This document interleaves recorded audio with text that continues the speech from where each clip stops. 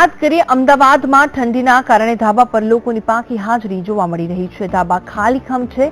વાસી ઉત્તરાયણ અને રવિવાર હોવા છતાં લોકો ઠંડીના કારણે હજુ ધાબા પર નથી આવ્યા. સામાન્ય રીતે વાસી ઉત્તરાયણમાં ઉત્તરાયણના દિવસ જેવો જ માહોલ જોવા મળતો હોય છે.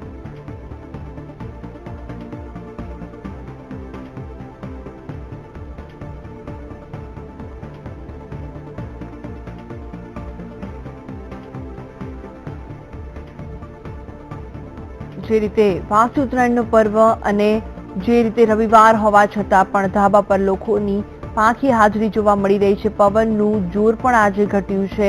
પતંગ રસિયાઓ માટે થોડા માઠા સમાચાર કહી શકાય. ઉત્તરાયણ બાદ આજે લોકો વાસી ઉત્તરાયણ મનાવશે અને ઠંડીના કારણે ધાબા પર લોકોની પાંખી હાજરી પણ જોવા મળી રહી છે. દિવસે ને દિવસે જે રીતે અમદાવાદનું તાપમાન વધતું જોવા મળી રહ્યું છે અને તેમાં આજે રવિવાર અને વાસી ઉત્તરાયણનો પર્વ અને તેમ છતાં પણ ધાબા ખાલીખમ જોવા મળી રહ્યા છે અને લોકોની પાંખી હાજરી પણ જોવા મળી રહી છે. રવિવાર હોવા છતાં પણ ધાબા ખાલીખમ છે અને લોકોને ઠંડી નડી રહી હોય તેવું ક્યાંક ને ક્યાંક જોવામાં આવી રહ્યું છે. પવનનું જોર પણ આજે ઘટ્યું છે અને તેને લઈને પણ પતંગ રસિયાઓ માટે માઠા સમાચાર કહી શકાય. રવિવાર હોવા છતાં પણ ધાબા હાલ ખાલીખમ જોવા મળી રહ્યા છે. લોકોને ઠંડી નડી રહી છે. દિવસ અને દિવસે ઠંડીનું જોર વધુ જોવા મળી રહ્યું છે. તેને લઈને પણ આપ જે દ્રશ્યો જોઈ રહ્યા છો જે કાલ ઉત્તરાયણના છે કે ઉત્તરાયણના પર્વને લઈને લોકોમાં જે મોજ મસ્તી જોવા મળતી હતી અને ઠંડીએ જે ખેલ બગાડ્યો છે આજે વાસી ઉત્તરાયણનો અને તેને લઈને પણ ધાબા ખાલીખમ જોવા મળી રહ્યા છે. અને વાસી ઉત્તરાયણનો પર્વ અને તેમાં પણ આજે રવિવાર તેમ છતાં પણ ઠંડીના કારણે લોકો ધાબા પર ચડ્યા નથી અને પતંગ ચગાવવાની મજા માણતા નથી અને ક્યાંક ને ક્યાંક પવનનું જોર પણ આજે ઘટ્યું છે. તેને લઈને પણ પતંગ રસિયાઓમાં નારાજગી જોવા મળી રહી છે.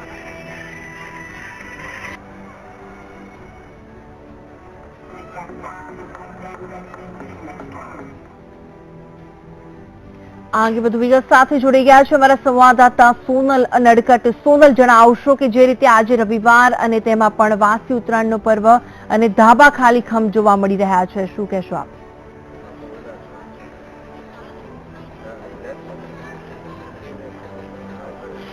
ચોક્કસપણે ભૂમિ, આજે સવારથી જે પ્રકારે ઠંડો પવન વાઈ રહ્યો હતો તેના કારણે થઈને જો કે છેલ્લા 3 દિવસથી ઠંડીનું જોર જે પ્રકારે અમદાવાદમાં વધી રહ્યું છે તેના કારણે થઈને આજે વહેલી સવારથી જનરલી વાસી ઉત્તરાયણ પર લોકો અગાસી પર ચડી જતા હોય છે, પરંતુ આજે એ માહોલ જોવા મળ્યો ન હતો.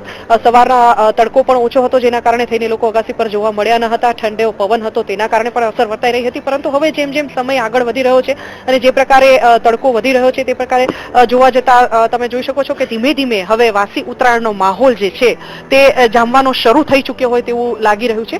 અત્યારે અમે નારણપુરા વિસ્તારમાં છીએ અને તમે જોઈ શકો છો કે સ્ટીરિયો શરૂ થઈ ચૂક્યા છે. અગાસીઓ પર ગીતો વાગી રહ્યા છે અને લોકો પણ ભલે પાંખી હાજરી દેખાઈ રહી છે લોકોની ઠંડા પવનને કારણે, પરંતુ થોડા ઘણા લોકો જે છે તે અત્યારે છત પર દેખાઈ રહ્યા છે. સવારે જ્યારે 8 વાગ્યાનો માહોલ આપણે ચેક કર્યો હતો ત્યારે તમે જોયું હતું કે એક પણ વ્યક્તિ ધાબા પર દેખાઈ રહી ન હતી. તમામ ધાબા જે છે, અગાશીઓ જે છે અમદાવાદની તે લગભગ સુમસામ જણાઈ રહી હતી, પરંતુ અત્યારે હવે ધીમે ધીમે જેમ જેમ તડકો ચડી રહ્યો છે તેમ તેમ એક માહોલ વાસી ઉત્તરાયણનો ધીમે ધીમે બની રહ્યો છે. લોકો છત પર દેખાઈ રહ્યા છે અને આવા જ કેટલાક પતંગ રસિયાઓ અત્યારે વાતચીત કરવા માટે આપણી સાથે છે. આપણે તેમને પૂછીએ કે આજે તેઓ મોડા ઉપર ચડ્યા છે તેના કારણો શું છે. શું નામ છે આપનું? ધર્મેશભાઈ. ધર્મેશભાઈ, આજે તમે લેટ ઉપર આવ્યા છો. ગઈકાલે તમે મોડી રાત્રિ સુધી મકર સંક્રાંતિ માણી હતી. શું હતા આપના કાર્યક્રમો? કાલે કેટલા વાગ્યા સુધી જાગ્યા છો અને આજે મોડા આવ્યા છો તેનું રીઝન શું છે? ગઈકાલે એકચ્યુઅલી એવું હતું કે અમે લોકો બપોર પછી જ સારો એવો માહોલ જામ્યો હતો. સવારે થોડી ઠંડીના કારણે પતંગ ચગાવવામાં તકલીફ પણ પડી હતી અને બપોર પછી માહોલ બરાબર જામ્યો હતો અને રાત્રે મોડા સુધી અમે લોકોએ એન્જોય કર્યું અને પછી આજનો પ્લાનિંગ પણ એવો જ છે કે આજે બી હજુ સવારમાં આપણે જોઈએ છીએ એ પ્રમાણે માહોલ બરાબર જામ્યો નથી, પણ આશા રાખીએ કે બપોર પછી બરાબર એ માહોલ જામશે અને પતંગની મજા આપણે બધા માણીશું. આપનું નામ શું છે? સચિન. સચિનભાઈ, આજે તમે જનરલી દર ઉત્તરાયણ પર મજા મારતા હો છો પતંગ ઉડાવવાની, પરંતુ આજે તમે મોડા ઉપર આવ્યા છો. શું કારણ છે? શું લાગી રહ્યું છે તમને? કાલે રાતે મોડા સુધી ઉત્તરાયણ માણી હતી મારા બેન બધા જોડે, બધા ફ્રેન્ડ જોડે, અને આજે ઠંડીનું થોડું જોર વધારે હતું એટલે ઠંડીના કારણે થોડા મોડા ઉપર આવ્યા હતા. પણ હવે બસ અડધો કલાકમાંથી ફરી એનો એ માહોલ ચાલુ કરી અને ફરી વાસી ઉત્તરાયણ બી સારી બનાવી દઈશું.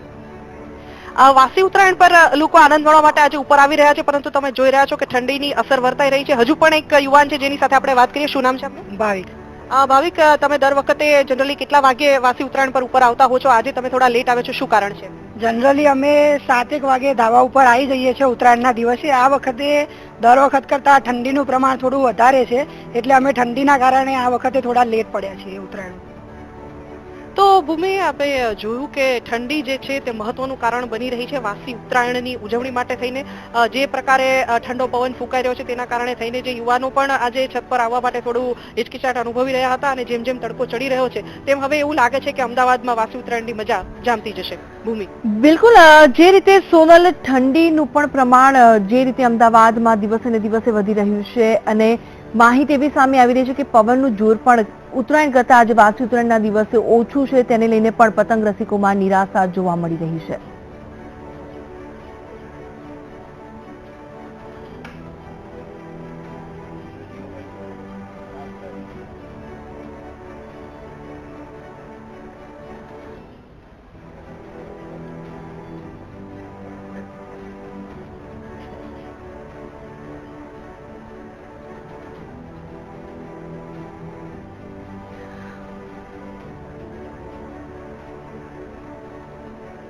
બિલકુલ, સોનલ, આભાર આપનો માહિતી આપવા માટે.